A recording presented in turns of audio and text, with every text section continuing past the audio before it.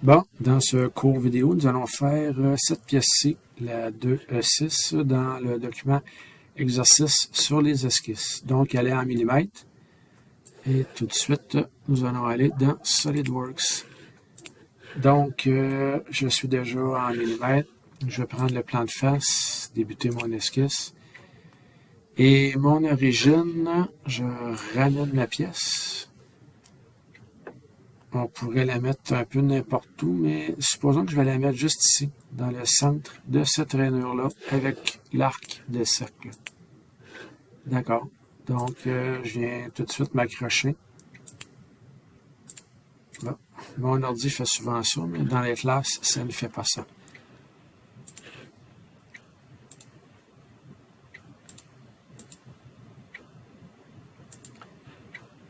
Bon, ici, je vais faire un arc de cercle. Je reviens chatouiller la fin de ligne. Et après ça, je prolonge. Donc, je vais arrêter ici, verticalement. Ici, on a un autre petit chanfrein. Je n'ai pas regardé si j'avais les bonnes dimensions ou proches.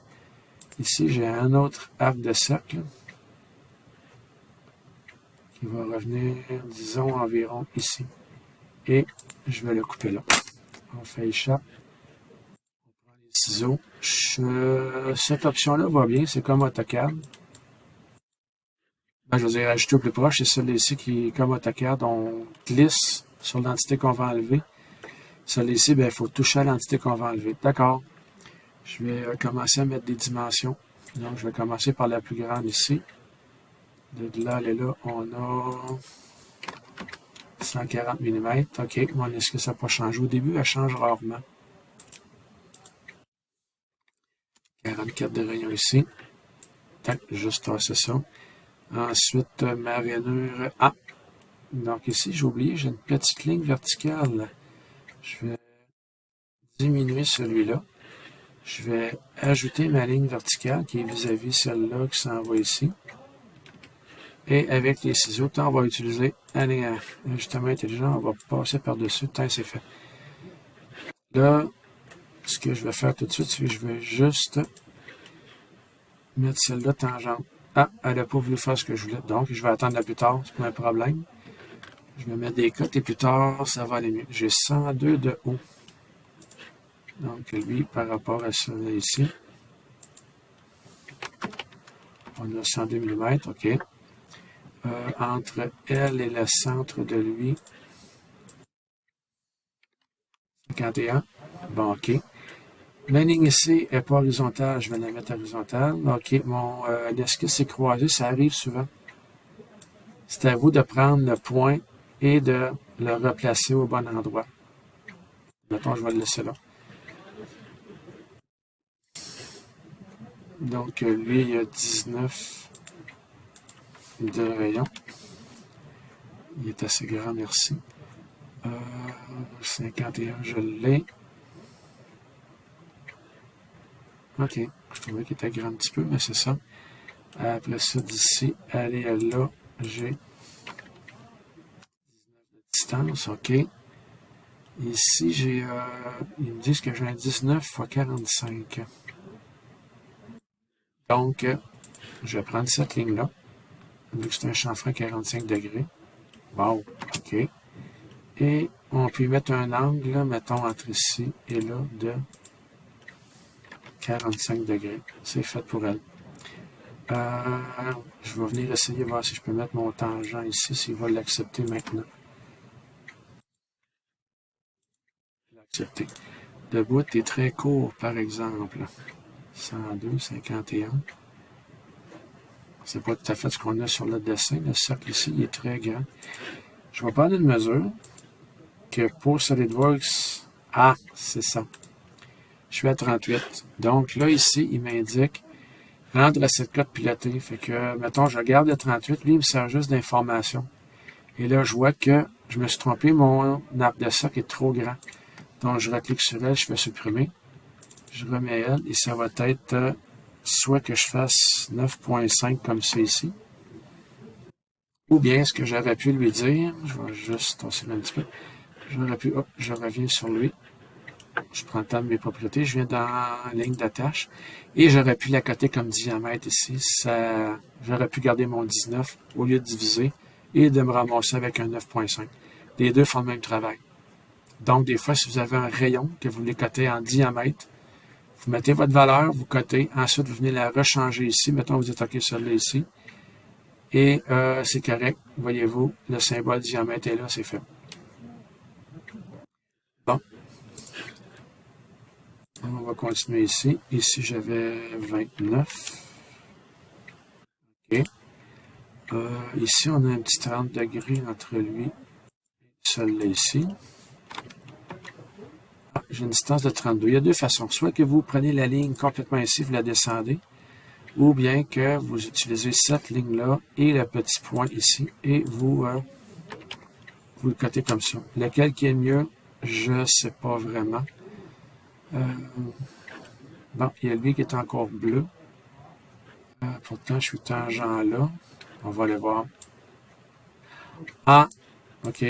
Donc, elle, contrôle enfoncé. Je garde contrôle enfoncé. Je sélectionne elle aussi.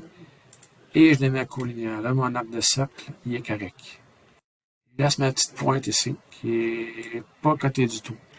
Donc, je sais qu'elle a une hauteur de 19. Je vais prendre le point ici, cette ligne-là. Lui côté 19 ici. Et ensuite, elle a un angle de 30 degrés par rapport à la verticale. Donc là, c'est l'occasion d'aller me chercher une ligne de construction.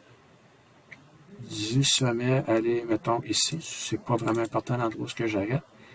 Et là, je vais venir coter mon 30 degrés entre elle et ma nouvelle ligne d'axe.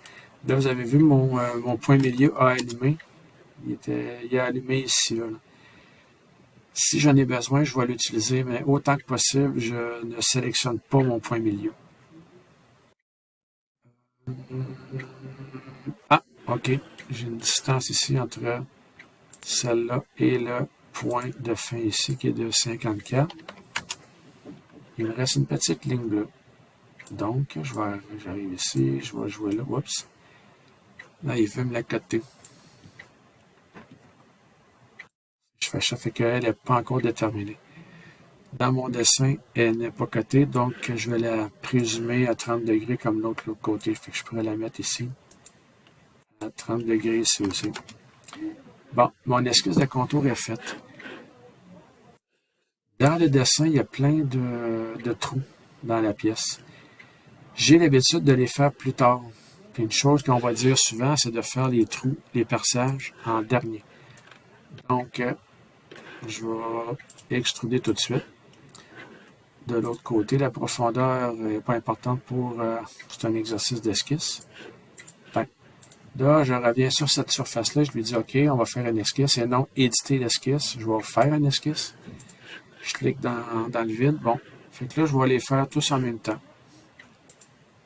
Des fois, ça donne juste une petite difficulté de sélection lorsqu'on veut faire l'enlèvement de matière. Bon, je vais commencer par coter ces trois-là. Premièrement, ils sont tous alignés horizontalement. Donc, c'est fait. Ils ont une distance de 20 avec la partie du haut ici. Ça, c'est fait. Ensuite, le premier ici a une distance de 48 avec le coin là. Vous avez vu, j'essaie de ne pas sélectionner mes points quand je prends des distances linéaires comme ça. Je vais chercher une ligne, puis un point. Donc, comme ça, il n'y a aucun problème ici qui va être perpendiculaire à la ligne. Donc ici, j'ai de lui à lui 22. Faire attention à ces petits détails-là. Et un autre 22 de lui aller à lui. OK. Là, ils sont tous bleus. Donc, lui, c'est marqué qu'il y a deux trous qui mesurent 16 de diamètre. Donc, lui, je fais échappe. Celui-là, contrôle enfoncé. Celui-là, valeur égale. Donc, quand je vais changer ou modifier celui-là, lui, il va suivre pour le diamètre. C'est parfait. Et le petit, il mesure 10 de diamètre. OK. Encore une fois, je pourrais juste enlever la matière de ces trois-là. On va aller faire les autres choses. Là, on a une nouvelle petite fonction. Je fais échappe. Troublon ou rainure droite ici. Fait que vous avez le choix entre une rainure droite. Rainure droite que je commence, elle, je commence par les deux centres de cercle. Elle, je commence par le centre de la rainure et un centre de cercle. Celle-ci, je peux la faire en 3 points, puis elle va me faire un arc de cercle. Celle-ci, je peux la faire en 3 points aussi. Je lui donne le centre, un point, puis l'autre point. Donc, moi, c'est rainure droite par rapport... je vais juste venir me chatouiller ici. Fait que je lui donne l'axe et ma rainure est faite. Donc, il me reste à la côté. Fait que, ici, j'ai un rayon de 6,5. Ensuite, j'ai une longueur de 25. Fait que je prends ma ligne d'axe. J'arrive ici, je lui dis 25. OK. Le cercle ici est à 57 mm du début de la pièce. 57. Là, il est... Je vais vérifier. Ouais, je suis barré même horizontalement. Lui, avec le centre 0,0 là. OK, il l'a bien pris. C'est bon, fait que lui, il est déjà fait aussi. Il me reste un petit hexagone à faire en bas. Il est ici. Là, il faut que je réponde aux questions. J'ai 6 côtés, j'en ai 6. Il est inscrit... non, moi, il va être circonscrit, donc à l'extérieur du cercle. Et puis, non, c'est correct. Donc, son centre est environ là. Après ça, je le mets ici, comme ça. Tac. Il me reste la distance sur les plats. Oh, je crois que je me suis trompé, mais en tout cas. Non, je l'ai fait à l'intérieur du cercle, je me suis trompé, mais il va être bon quand même. Ma distance sur les plats est bonne. Sur mon dessin du coup d'escape. Sur mon dessin de définition ici, j'avais 30 sur les plats et c'est ce que je lui ai mis ici, mon 30 sur les plats. OK. Donc, il est à... Pour le positionner, je vais utiliser le cercle. Il est à 41 ici. Et il est à 22 du côté du bas ici. 22. OK. C'est là que ça me dérange. J'ai pas la distance ici. Ouais, ça pour être horizontal, j'aurais cherché à lui dire. C'est fait. OK. Il est correct. Il manquait juste ça. Je tourne un petit peu. Et puis là, je m'en vais dans enlèvement de matière, celle-là ici. Là, j'ai plusieurs zones. Il les a toutes devinées. Pourquoi? Parce que mon esquisse est encore active ici. Donc, il a deviné au complet. Là, ben, la meilleure chose qu'on peut faire, c'est de lui dire traverse à travers tout. Donc, plus tard, si je modifie mon épaisseur de plaque, il va tout simplement s'adapter et aller la modifier. Là, ma petite pièce est faite. Je vous remercie. Au revoir.